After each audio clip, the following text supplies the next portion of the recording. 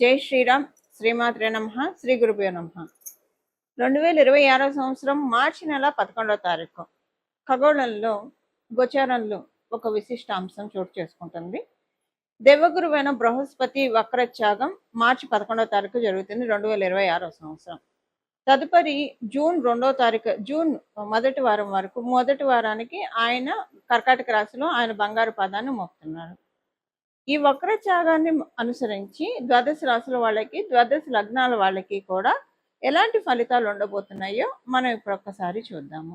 బ్రీఫ్గా కొన్ని పాయింట్స్ తెలుసుకుందాము. దీనివల్ల ప్లస్లు ఏంటి, మైనస్లు ఏంటి, అలాగే దీనికి చేసుకోవాల్సిన పరిహారం కూడా మనం చూద్దాం. ధనుస్సు రాశి. ధనుస్సు లగ్నంలో పుట్టిన వాళ్ళకి మీకు సప్తమ స్థానంలో ఆయన సంచారం చేస్తూ తర్వాత అష్టమ స్థానానికి వస్తాడు 3 నెలల తర్వాత, అంటే జూన్ మొదటి వారంలో. సప్తమ స్థానంలో ఆయన సంచారము మీకు ఇప్పుడు వివాహ ప్రయత్నాలు చేయాలి అని అనుకుంటే అనుకూలము. ఇంకొకటి ఏంటంటే, మీరు వ్యాపారస్తులు అయితే కనుక మీ మీద కొంచెం జాగ్రత్తగా ఉండాలి. మీరు వ్యాపారంలో మీ మీద లేనిపోని అలిగేషన్స్, రూమర్స్ ఇలాంటివన్నీ స్ప్రెడ్ అయ్యే ఛాన్సెస్ ఉంది. అది మీకు ఎంత బాధ పెడుతుందంటే, మనుషులంటే అంటే ఒక రకంగా మీకు ఇది ట్రూ కలర్స్ను కూడా చూపిస్తుంది. ఏది జరిగినా మంచిగా అంటారు కదా, ఇలా ఉంటారా మనుషులు అనని ఇంత దుర్మార్గంగా చేస్తున్నారన్న బాధ కూడా కొంచెం మీకు అనిపిస్తుంది. ఇది మీరు ఉద్యోగస్తులు అయితే మీకు ఈ పాయింట్ అప్లికేబిలిటీ ఉండదు. వ్యాపారస్తులు అయితే మటుకు కొంచెం విషయంలో జాగ్రత్తగా ఉండండి. మీరు ఉద్యోగస్తులు అయితే ఇంట్లోని వాళ్ళతోటి మనస్పర్ధలు వస్తాయి. ఇంట్లోని వాళ్ళతోటి కొంచెం ఇవి మనస్పర్ధలు ఇవి ఉంటాయి. అదే మీరు వ్యాపారస్తులు అయితే తోటి వ్యాపారస్తులతో కావచ్చు, లేదా మీ బంధువర్గాల్లో కావచ్చు, లేదా మీ ఇంటి చుట్టుపక్కల ఉన్న వాళ్ళతోటి కావచ్చు, మాట పడతారు. అది చాలా బాధ అనిపిస్తుంది మీకు. ఆ విషయంలో మీకు కొంచెం బాధ ఉంటుంది. కాలం ఎప్పుడు ఒకలాగా ఉన్నదో, ఒక 3 నెలలు వెయిట్ చేయండి, తర్వాత అంతా సద్దుమణుగుతుంది. మీరు ఏవైతే అంటే ధనుసు రాశి, ధనుసు లగ్నంలో పుట్టిన వాళ్ళు అట్లీస్ట్ ఒక 8 మంత్స్ నుంచి చాలా ఇబ్బందుల్లో ఉన్నారు. వాటి నుంచి బయటికి రావడానికి అవకాశం చాలా చక్కగా ఉంది ఈ ఒక 3 నెలలు మీరు ఓపిక పడితే కనుక. అలాగే మీరు మాట్లాడిన ప్రతి మాట కూడా కమ్యూనికేషన్స్ విషయంలో అది ఎందుకో అవమానకరంగా అయినట్టు అనిపిస్తుంది. ఇప్పుడంటే మామూలుగా మనం సోషల్ మీడియా అయితే ట్రోల్స్ అని చెప్తాం కదా, విడిగా చెప్పాలంటే చిలవలు పలవలను చేసి ఉన్న సమూహంలో, మీ చుట్టూ ఉన్న సమూహం వాళ్ళు మాట్లాడుకోవడము, అసలు మీకు డిఫెండ్ చేసుకోవాలన్నా చిక్కాకు అసహ్యం అనిపిస్తుంది. వద్దు అసలు ఇంత అంటే కళ్ళకు గంతలు కట్టేసి మాట్లాడుతున్నారు ఏంటి అందరూ అన్న బాధ లోపల వచ్చేస్తుంది మీకు. ధైర్యాన్ని వహించండి. ఈ సమయం ధైర్యాన్ని వహించాల్సిన సమయము. ధనుసు రాశి, ధనుసు లగ్నంలో పుట్టిన వాళ్ళు మీరు ఎంత ధైర్యంగా ఉంటే అంత సానుకూలంగా పరిస్థితులు మారుతాయి. ఎందుకంటే ఏ సిచ్యువేషన్ అయినా టెంపరీ పీరియడ్ ఆఫ్ టైం వరకే ఉంటుంది. ఏది కూడా తిష్ట వేసుకొని కూర్చోవడానికి రాదు. కాబట్టి ఈ విషయాన్ని మీరు కొంచెం గుర్తెరిగి కొంచెం ధైర్యంగా ఉన్నారంటే 3 నెలల తర్వాత అన్నీ నార్మల్ అయిపోతాయి. సో ఈ 3 నెలల వ్యవధికి మీరు గట్టిగా చింత పెట్టుకోకండి. భగవత్ సహాయం తీసుకోండి. భగవత్ శక్తిని క్రోడీకరించుకోండి. ఎప్పుడైనా ఇలాగ జరుగుతూ ఉన్నప్పుడు మనం ఏదైనా పురాణాలు కానీ గ్రంథాలు కానీ తిరగేస్తూ ఉంటే, టైం అంతా దీనికి కేటాయిస్తూ ఉంటే ఆ వచ్చే సమస్యలన్నీ ఆటోమేటిక్గా వెళ్ళిపోతాయి. ఇలా చేయడానికి కూడా మీరు ప్రయత్నించండి. ఇవి ధనుసు రాశి, ధనుసు లగ్నంలో పుట్టిన వాళ్ళ ఫలితాలు. ఇప్పుడు చేసుకోవాల్సిన పరిహారం వచ్చి ప్రతిరోజు కూడా సాయంత్రం పూట, ఉదయం పూట, మీకు ఒకవేళ ఉదయం కుదరకపోయినా సాయంత్రం మటుకు స్కిప్ అవ్వకుండా చేయాల్సింది. సాయంత్రం 6 నుంచి 7 లోపల చేయాల్సిన పరిహారం. ఒకవేళ మీరు ఆఫీసులో ఉంటారు, కుదరదు అనుకుంటే ఇంటికి వచ్చాకైనా రాత్రి పడుకునే లోపలైనా చేయొచ్చు. పొద్దున సాయంత్రం 2 పూట్ల చేస్తే మంచిది. కుదిరిన వాళ్ళు, అవకాశం ఉన్నవాళ్ళు ఉదయాన్నే 6 నుంచి 7 లోపల, అలాగే సాయంత్రం 6 నుంచి 7 లోపల. అది కుదరని వాళ్ళు మీరు ఎప్పుడైనా సరే ఉదయాన్నే మీరు స్నానం చేసిన తదనంతరం చేయండి. ఇది వచ్చేసేసి 3 సార్లు చంద్రశేఖర అష్టకం పఠించాలి. చంద్రశేఖర పాహిమాం, చంద్రశేఖర రక్షమాం.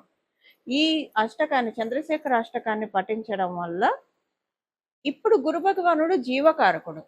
జీవకారకుడు అయిన గురు భగవానుడు కర్కాటక రాశిలో ఉచ్చ స్థానంలో ఆయన ప్రవేశించడానికి ముందుగా చంద్రశేఖర అష్టకం చదువుకోవడం వల్ల అపమృత్యు దోషాలు తొలగిపోతాయి.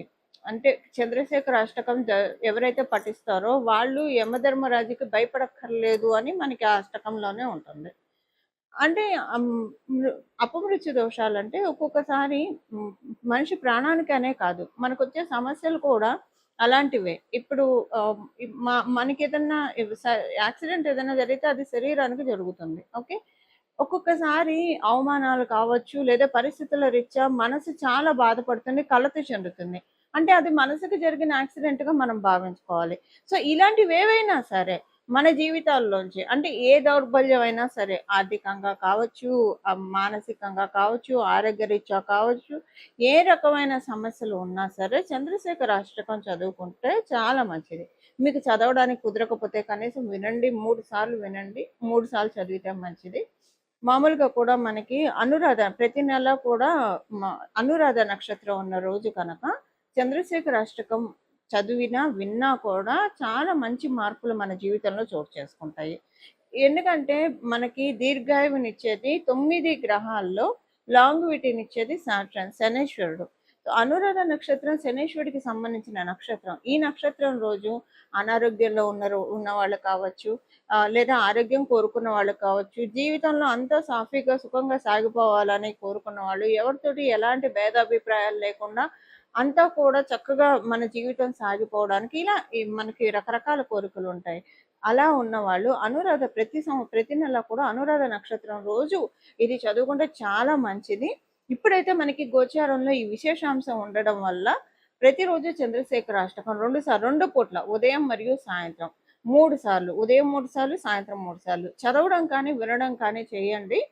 గురు భగవానుడు తర్వాత మీకు ఇచ్చే రిజల్ట్స్ చాలా అత్యద్భుతమైన ఫలితాలను ఆయన అందిస్తాడు.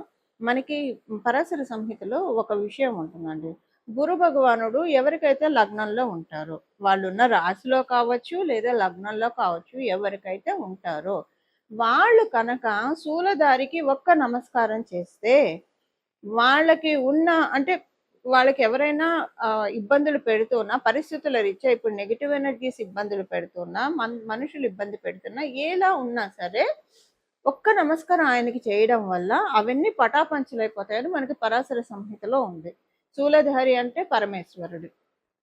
మన అంటే ఇంకా మనకి శూలధారులు చాలా మంది ఉన్న మన దేవీ దేవతలు ప్రధానంగా గురు భగవాన్ అంటే పరమేశ్వరుని సూచిస్తారు.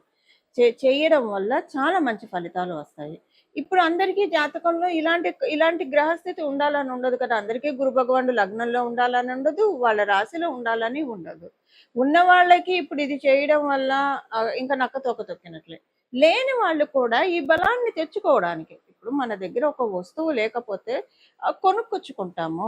కొనుక్కొచ్చుకుంటే మనకు వస్తుంది. అసలు కొనుక్కోవడానికి డబ్బులు ఉండాలి కదా. ఆ డబ్బులు మనం సంపాదించుకుంటే ఏదైనా వస్తువు మనం కావాలంటే, వస్తువు కావచ్చు, ఇల్లు కావచ్చు, స్థలం కావచ్చు, బలం కావచ్చు, వాహనాలు కావచ్చు, కొనుక్కోగలుగుతాం. సో అలా సంపాదించుకుంటే మన ఇంట్లో కూడా ఉంటుంది. అలా ఇప్పుడు మన జాతకంలో, ఎవరి జాతకంలో అయినా గురు భగవానుడు లగ్నంలో కావచ్చు, రాశిలో కావచ్చు లేకపోతే దాన్ని కొనుక్కోవాలి. కొనుక్కోవడం అంటే ఏం చేయాలి? ఏం చేయక్కర్ల, మీరేం డబ్బులు ఖర్చు చేయక్కర్లా.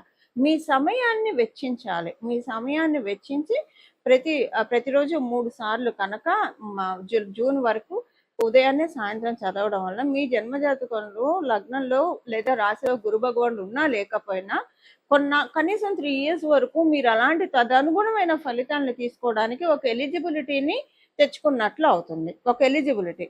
ఇప్పుడు ఏదైనా డిస్కౌంట్లో ఏమన్నా దొరుకుతున్నాయంటే అందరూ వెళ్ళి ఎలా తీసుకుంటాం, ఇలా గోచారంలో మనకి భగవంతుడు ఇస్తున్న అవకాశాన్ని మనం అందిపుచ్చుకుంటే కనుక గురుబలాన్ని చక్కగా పెంచుకోవచ్చు.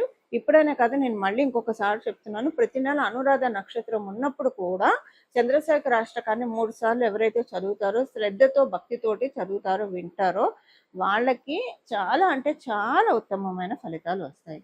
ఇలా మనందరి జీవితాల్లో మనందరం కూడా గురు భగవానుడి యొక్క అమృతపు జల్లుని, అమృతపు ఆశీస్సుల్ని తీసుకోవాలని చెప్పి మనందరి తరఫున దక్షిణామూర్తి స్వామివారిని ప్రార్థిస్తూ, పరమశివుని ప్రార్థిస్తూ మంగళం. నమో భగవతే వాసుదేవాయ.